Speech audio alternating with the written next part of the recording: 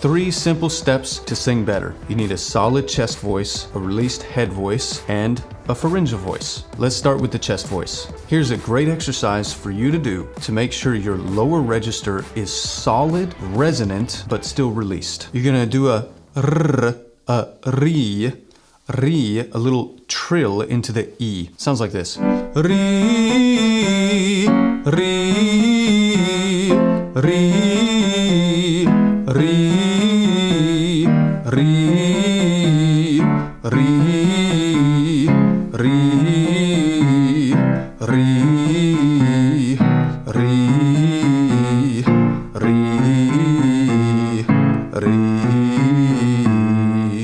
That's getting pretty low for me. Now, you want to exercise the lighter mechanism, the head voice or the falsetto. Here's an exercise you can be doing. If you take a regular business card or a credit card or something and you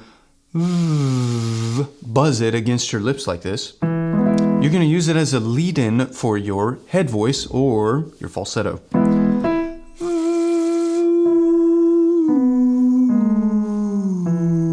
And the goal is to bring that falsetto all the way down. Feels really hollow in the head. Now, you need a good pharyngeal voice. In E. Herbert Chasery's book, he says that the pharyngeal resonator is the forgotten resonator, and that most people completely ignore its usefulness in training the voice. Here's a great pharyngeal exercise that you can start doing. If you plug both of your nostrils like this, or like this, give me kind of a witchy, cackly sound. You should feel your nose buzzing, but you'll feel like your voice is up above the roof of your mouth, up in your head somewhere. It's not a nice sound, but it's not meant to sound nice. It's meant to exercise the pharyngeal mechanism. You could also put it on little scales.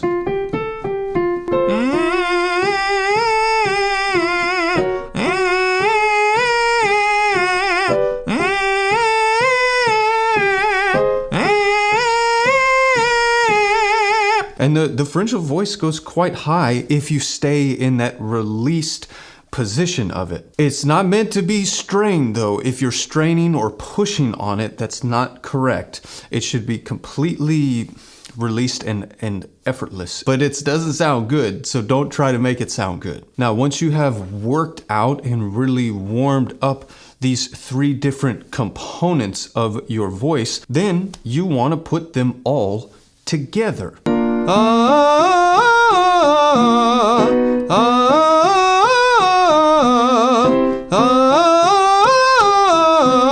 As I'm doing this, I'm aware that all of these 3, the chest, the head or falsetto, and the pharyngeal are working together as one throughout my range in different percentages, but they're all there. If you want to dive deeper into these concepts, I do have a completely systematic approach in my latest course. If you're interested in that, I have a link down below. But if you want to learn more about combining these 3 components into a mix voice, which is what we're doing, then check out this video.